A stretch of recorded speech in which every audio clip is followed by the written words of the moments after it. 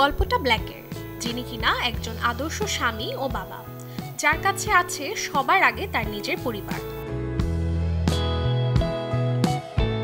চিত্রনাট্যের প্রয়োজনে প্রিয় পরিবারের সাথে ব্ল্যাক সান ফ্রান্সিসকো থেকে অরেগনে যান নিজের পৈতৃক ঠিকানায়, আর ঠিকানা বদলের এই পথে ব্ল্যাক ও তার পরিবার পড়েন এক মর্মান্তিক দুর্ঘটনায়।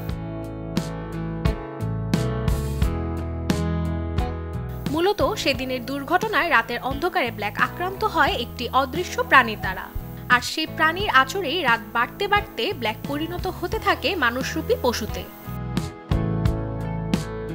এমন প্রেক্ষাপটে তৈরি হলিউডের আপকামিং সুপারন্যাচারাল হরর মুভি উলফম্যান, যেটি পরিচালনা করেছেন লেই হ্যানেল, যার প্রধান চরিত্রে আছেন ক্রিস্টোফার অ্যাবট ও জুলিয়া গার্নার। ব্ল্যাক কি পারবে মানুষরূপে ফিরে আসতে, নাকি ভয়ঙ্কর প্রাণী হয়ে ক্ষতি করবে নিজ পরিবারের? এসব প্রশ্নের উত্তর মিলবে 17 জানুয়ারি প্রেক্ষাগৃহে, কারণ এদিন মুক্তি পাবে horror movie wolfman. Desk report, channel 24।